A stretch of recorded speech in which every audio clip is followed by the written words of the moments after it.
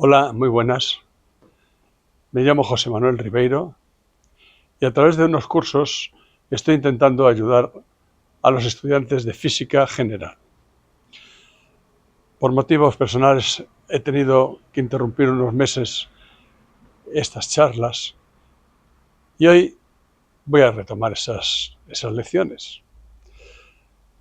Recuerdo que la última lección que he colgado hablaba de la interacción electrostática. Recordemos un poquito qué era eso. En la materia existen cargas eléctricas positivas, negativas, y tienden a estar en estado de equilibrio, en estado neutro. Es decir, que las cargas positivas y las negativas se están neutralizando. Si nosotros, la naturaleza o cualquiera, puede romper ese equilibrio, puede separar las cargas, entonces esas cargas separadas perturban el espacio y esa perturbación le llamamos la perturbación eléctrica o electrostática. Es una perturbación que hemos definido a través de dos parámetros muy importantes, que es el campo eléctrico y el potencial eléctrico. El campo eléctrico es como, lo definíamos así, como una fuerza eléctrica por unidad de carga. Las dimensiones son esas, pero en esencia es fuerza debida a esa interacción. El potencial pues será energía potencial por unidad de carga, algo similar, parecido a la energía potencial. Es una interacción conservativa, es decir, son fuerzas conservativas, porque dependen de la inversa del cuadrado de la distancia. Todas las fuerzas que dependen de la distancia son conservativas.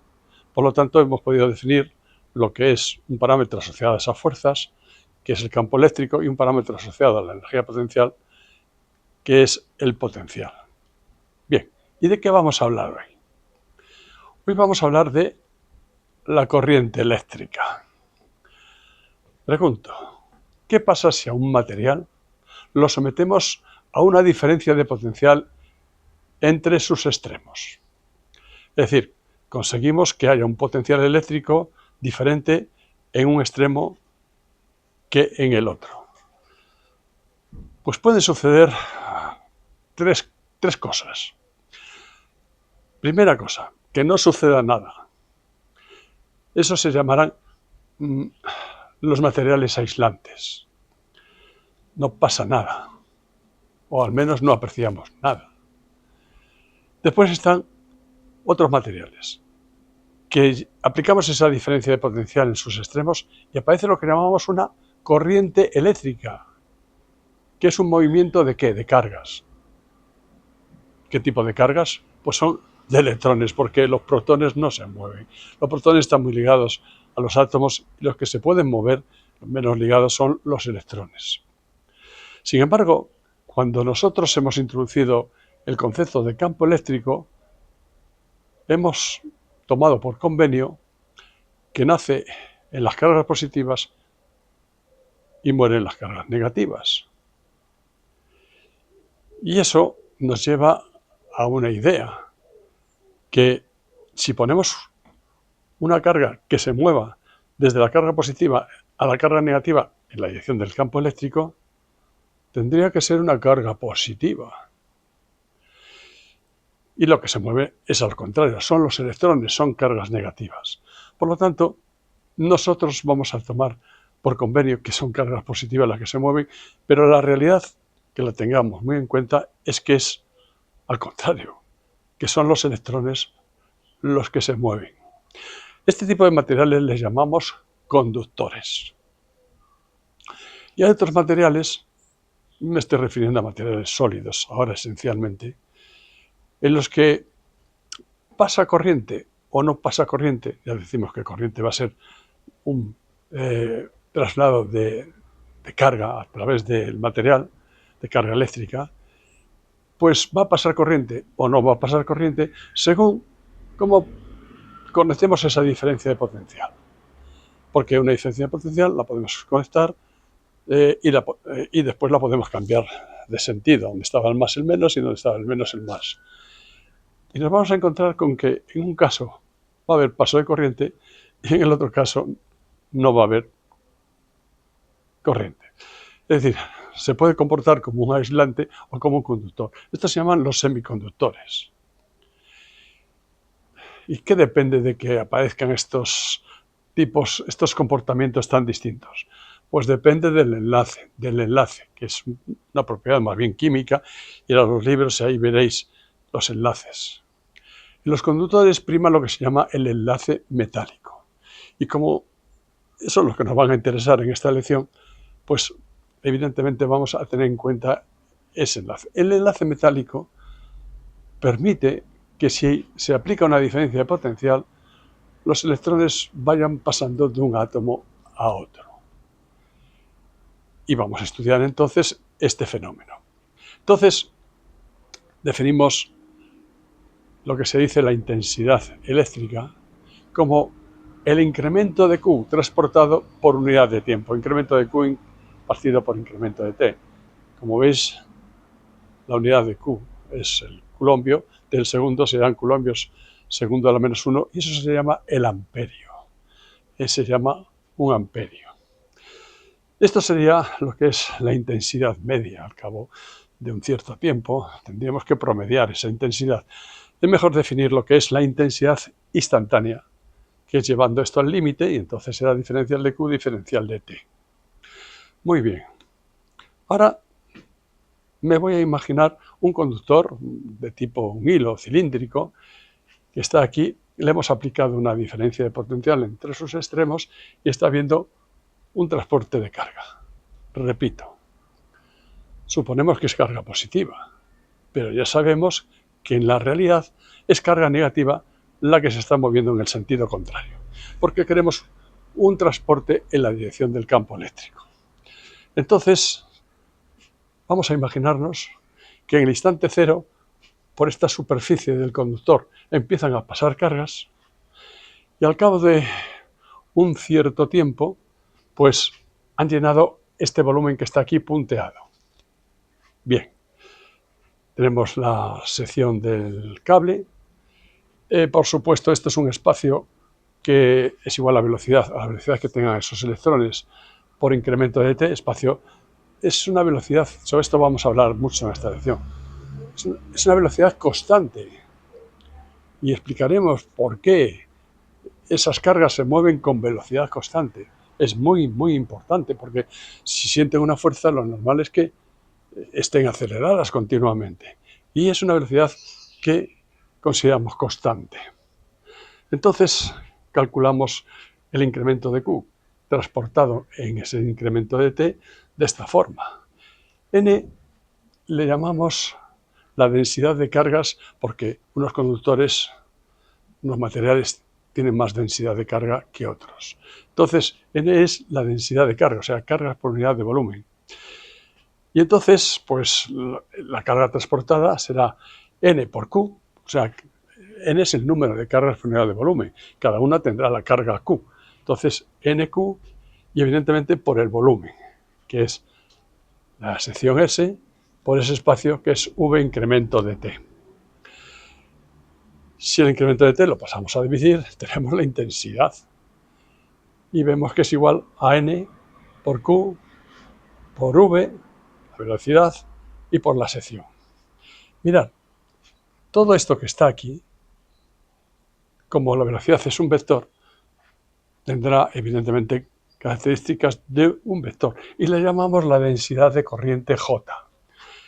Y podemos poner entonces la intensidad como J escalar por la sección. ¿Eso qué es? Eso es el flujo de J, o sea que la intensidad es el flujo de J. Muy bien. Estas expresiones van a ser útiles para resolver después problemas. Ahora vamos a lo que se puede decir el punto más importante de lo que os quiero explicar. La ley de Ohm. La ley de Ohm, por supuesto, se debe a Ohm. Es una ley experimental. Si nosotros vamos viendo la intensidad, ya veremos que hay muchos aparatos para medir la intensidad que pasa a través de ese cable.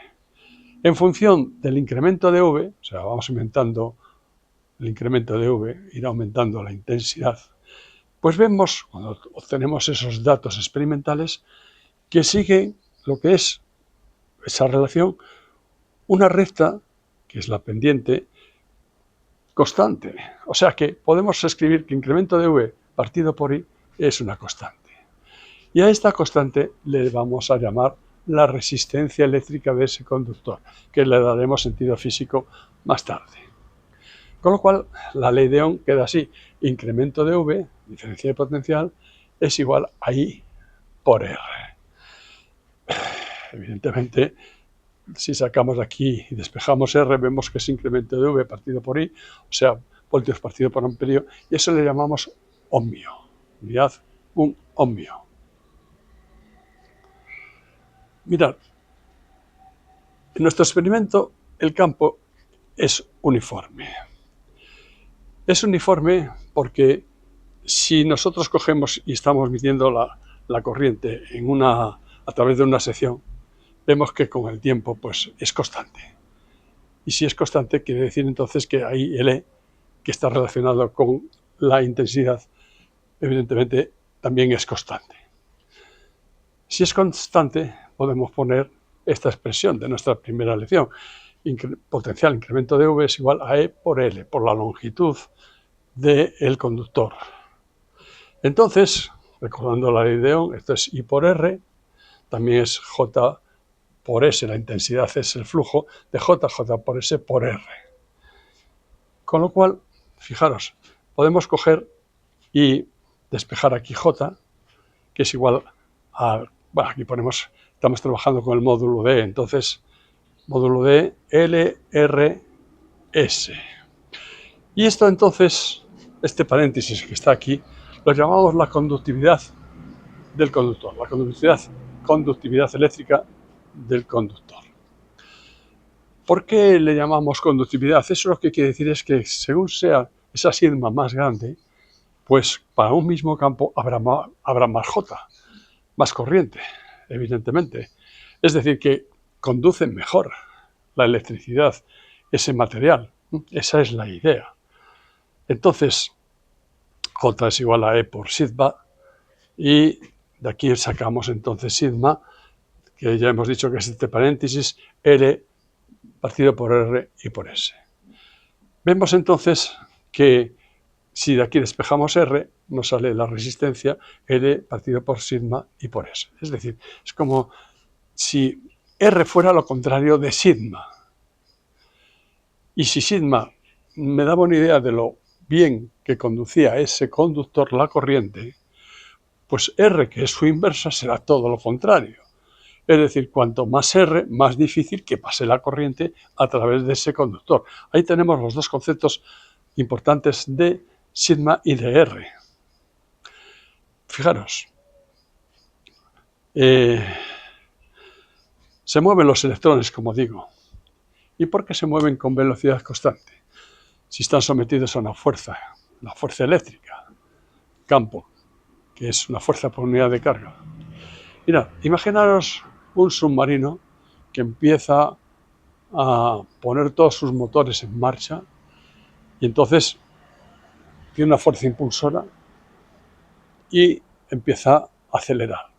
Pero encuentra una resistencia al trasladarse, evidentemente, por el océano o a través del líquido que se esté moviendo. Y esa resistencia es proporcional a la velocidad. Cuanto más velocidad, mayor es esa fuerza de resistencia. Entonces, ¿qué es lo que pasa? Llegamos a lo que yo he explicado también en física general, que es una velocidad límite. En el caso en que entonces la fuerza impulsora se ve totalmente neutralizada por la fuerza de resistencia. Son iguales, entonces ya tenemos un móvil con movimiento constante, una de las leyes de Newton. Y aquí pasa lo mismo, y además es muy rápido. En cuanto se establece la corriente, en unos microsegundos se ha alcanzado esa velocidad límite. Claro, ¿dónde salen esas fuerzas de resistencia?